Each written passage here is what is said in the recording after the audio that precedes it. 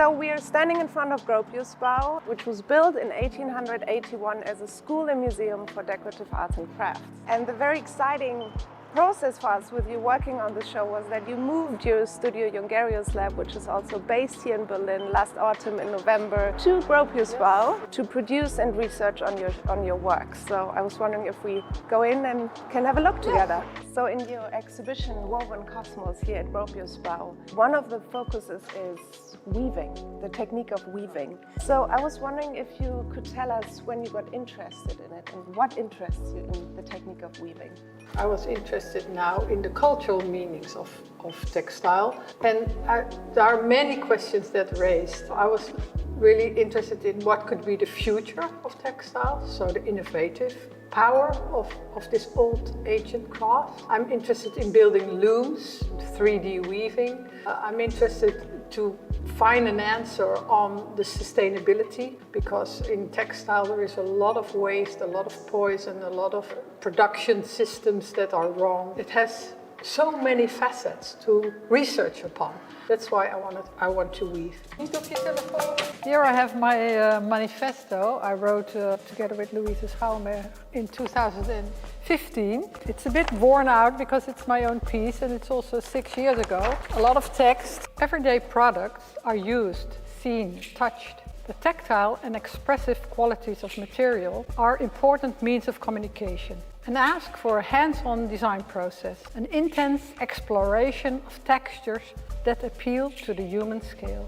You mentioned a lot that you think about what objects we surround ourselves with.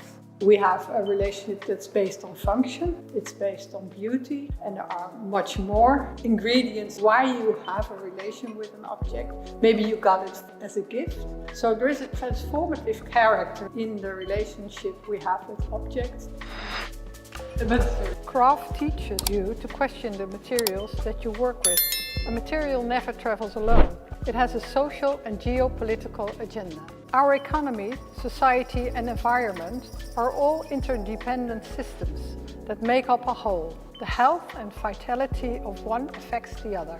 For the planet, we need to heal our materials. We need to heal our industries. For instance, weaving was in the early days a topic, a very social way of working. So you work together on a piece and you talk. So it was a social gathering of people and workers. And that's all disappearing. The spindle. Good ideas in design require further developments after they are presented in museums as experimental, eye-catching gestures. Only then will they add meaning to the world of daily objects and reach a larger public. In Woven Cosmos, the exhibition will develop over the course of time. And it's very special that part of your studio is actually present here and working in the space. For example, on this loom that you've built. So I was wondering if you could introduce this to us.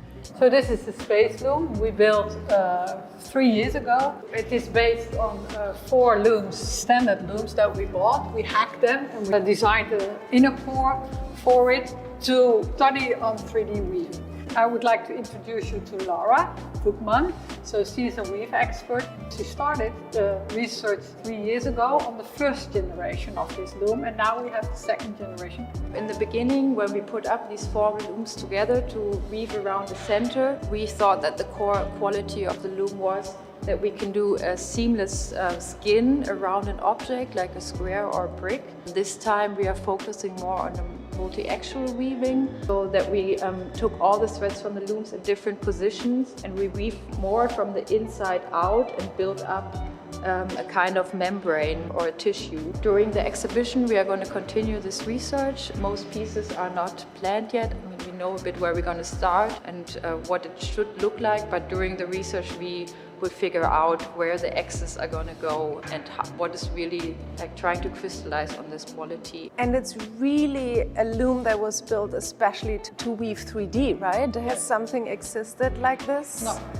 Before, so it's a custom-made. A custom-made for this technique, to develop this technique, because we really believe in that there is a future for 3D weaving. Exactly. You can go up. In weaving and spinning, you're very much interested in the spiritual aspect. So I was wondering if you could share some thoughts about this while being in the installation of the Cosmic Loom. Yes, I looked at ancient people, how they spun their yarns. So they didn't not only spun their yarns, but they also used it as metaphors to understand the circling of the moon and the sun. Every day we will spin one yarn and we hang it at the Cosmic Loom to come to a metaphor of weaving the new texture of the world. That's the idea of the Cosmic Loom. This waste from industry that we shredded and we made big clouds of fluff, and then later on we will spin a yarn out of this material. I started on my own in this project. It was a self-initiated project on color. I wanted to know how different glazes are reacting, the colors reacting on bodies of clay, different colors of the porcelain. That was my interest. What kind of hues, what kind of shades you could have, how does it mix? Then on a certain moment, Mutina came and we talked about the collaboration, and I said, well, I have a project and maybe it interests you, and I showed the work and they were like, wow, this is exactly what we want, this is beautiful, great. And they really developed my idea into an industrial product, and they really took it along and made it mature. We used 7 different colors of clay, and I used one glaze over the different colors, and then you have this really nice hues, the shades of a color. They have a depth, they react on each other, they breathe with each other, and I think you get a world that you could never make if you do it the other way around, just make other colors. There is something what you also see in art when you really paint one layer over the other layer, that you feel there is more than just a surface. So you don't get it immediately, but you see the richness of all the shades together. And I think that's a speciality, and I'm very, very happy that I could do this with this wonderful group of people, and yeah, it was really a pleasure. And it's a family-run business, what I always like. So most of my companies are run by a family, and then with this connection and with culture, I was really immediately thought, well, we could fit with each other. It's good. Let's start dating.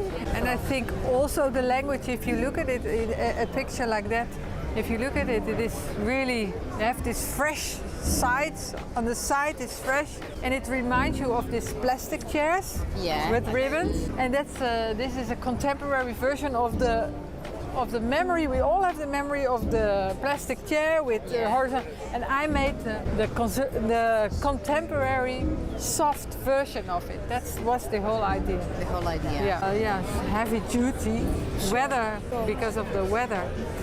It has to stand rain, wind, sun, so that, the materials are limited. So that's the puzzle, and that's also the interesting part of it. Yeah. And brains, and so that's what I like to do. Like if I have a question from aviation, do a cabin, then I know I can make a new leaf on a tree. I can really do something new there. So they need me as a designer. But for Vitra, they have great stuff. Why do they need me to create a new piece of furniture? They need me on another level. I do furniture with them, but I'm also the art director for textiles, colors, surfaces, classics. 4 years ago, we did new colors for all the plastic chairs. We built a new leather collection, and in January we worked on Prouvé and Eames again. And if you design a textile, you also don't have to design a full new piece. If you have nice half fabrications, nice skins, you also don't have to design a new object. Just the skin can make the new design. That's also why I find textiles interesting, and also a nice subject for the future. There are not a lot of designers who are good in textiles, in really technical perspective and in tactility and in the colors and in the patterns. It's really a very abstract world. It was the first computer weaving machine. It's really very difficult to understand how this works. So this technical part of it, I really like, this puzzle that you have to do, and this finding the right yarns. It all starts with a yarn. So that's also one of the ways to express myself in designing, but not making the full object. This is not only about textile, of course, it's also about color. it's a very interesting world to dive into, also in the industrial color world, that there is not a lot of quality. So there are many, many, many colors to choose from, and they make every year new color range. And the print industry invests a lot in surfaces so that it's not scratching and all that. So the lacquer, the end lacquer, that's a lot of investment. But if you dive into the recipes are very economically done. They try to use as less as pigment as possible.